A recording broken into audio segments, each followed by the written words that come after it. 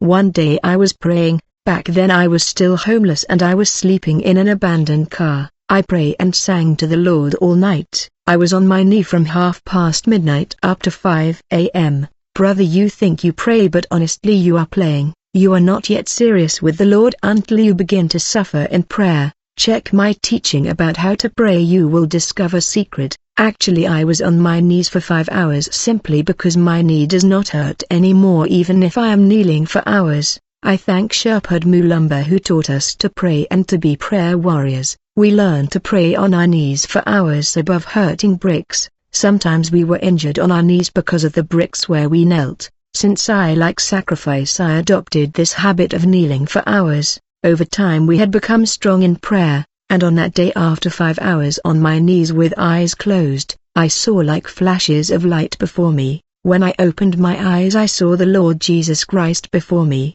He told me, "Joshua, my son, keep persevering in prayer, for what I have done with Tommy Lee Osborne, I will do it with you." The Lord told me many things, and then he disappeared. I went to inform my fiancé and told him what the Lord had done. When I was still homeless looking for a place to sleep, I remember a brother who rent room to Christian for prayer retreat. Thank God there was one room left even though the place was full. The only money that I had left I paid him in order to have at least a place to sleep for 10 days. As a result I was left with no money when I got in that place of prayer. I remember the passage that say attach yourself to God and you will have peace. I prayed and said, Lord, I am attached to you, but look at where I am. I have no money, and when my 10-day expire in this place of prayer I will sleep outside again in these abandoned car, and if someone reserve this place after my stay he will replace me here. I would have to leave in order to sleep in these abandoned car. Lord, you have to give me money and do something.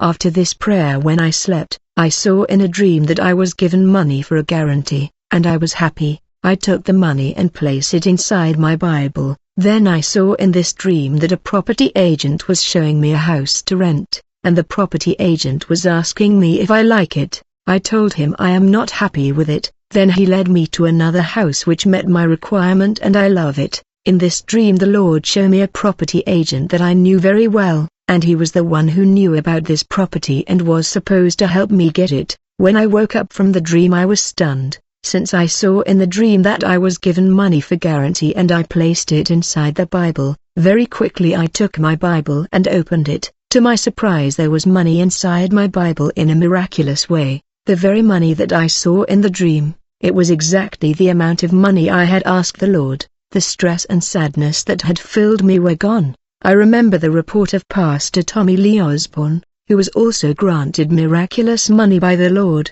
Before moving to my new accommodation I needed to take control over the place, the street and the quarter. Failing to do so will result in domination of territorial spirit over my life. In fact, when I took control over the compound and the house, something happened. The couple who were my new landlord saw paranormal manifestation of demon that came to oppress them as a result of my prayer. The demon came to attack them because these people resorted to occultism to have success in their life. I was alone in the bush praying because I have a habit of retreating in the bush alone for prayer. Often I shut myself inside my home for many days in prayer. Even if you knock I will never open. I was praying in the bush and I saw hidden things. In fact, an angel of God came down in the bush to fortify me in the middle of prayer. He said, Joshua, be strong, and he told me secret that I will report later. I got back home when the retreat in the bush ended. When I got home the Lord spoke to me. To my surprise he told me,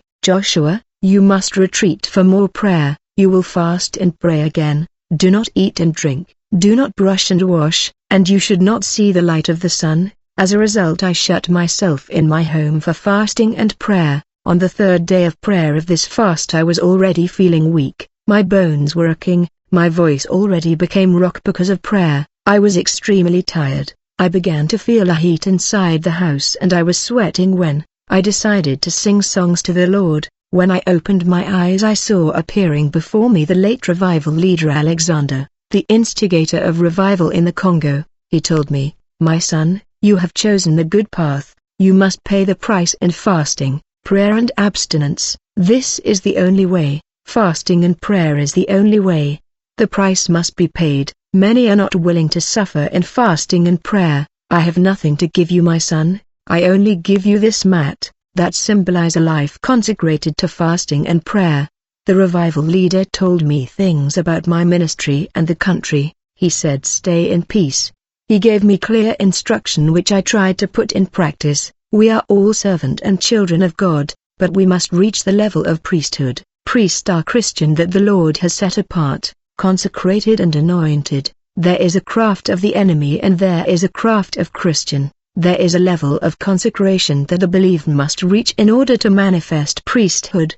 The priest of the New Testament carry God's presence where he go, and they bring solution wherever they go, and where ordinary servant have failed. I will report this incident to illustrate priesthood. A man in the city was an occultist and was married to a siren. This marine lady gave him the condition of waking and rising from the bed on the left-hand side of the bed. This was the taboo he was supposed to keep, and in order to avoid imprudence this man arranged his bed in a way that he will always rise from the bed on the left-hand side. For many years he has been able to keep the taboo of this lady of the sea, and he enjoy the curse wealth of the siren and marine world. This is a wealthy man who has a wife and children and his compound is always guarded by policemen. But one day after attending a party the man came back home drunk and went to bed. After sleeping for some time he woke up in order to go to pee in the toilet, but unfortunately for him he slept in the wrong position and woke up on the right-hand side instead of the left.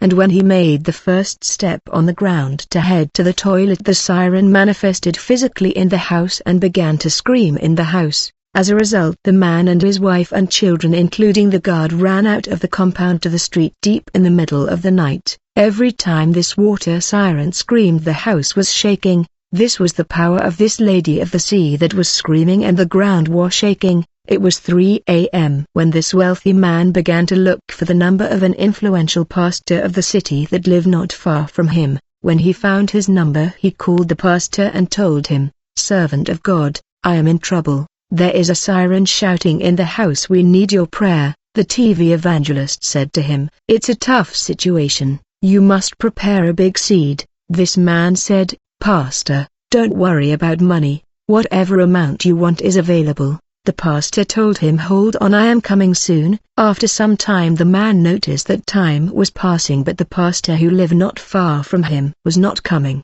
He called the pastor again, and the pastor said to him, "This case is really dangerous. It is a risky situation. I am not coming." In the meantime the water siren was screaming in the house. This man called another pastor for prayer. When he explained the situation to the pastor, the latter did not come alone for he came with 4 more pastors. They entered the compound and began to rebuke the water siren, but the mermaid came out and assaulted them, and they left. 2 of them got sick, and after a week one of them died. Bear in mind that these were men of God and pastor. During the day other pastor came and entered the compound. When they began to pray the siren screamed against them with intensity, and the prayer stopped because these pastors escaped. 2 days later a brother in the street told this man, "There is a young pastor that the Lord used in a powerful way. His name is Joshua Lokamba. Call him and you will see." The man said, "The servant of God that came here are influential and powerful. How can we call a young man in this situation? It's better to abandon this compound and go live in another place." Since this brother insisted, the man got my number and called me at 1 a.m. and began to explain the situation of the mermaid in his house. I said to him, "It is 1 a.m. and I don't have car to come now. Let's wait for the morning." He said, "Don't bother, I am sending you my car." When the car came I took 2 of my servants. When we arrived before the compound I found the man and his wife and children, even the guard sitting in the street on the border of the compound wall around the flower. I looked at the policemen with their weapon but they were powerless before the water siren. When this man saw how young I was he had doubt. I said, "Let's get inside the compound."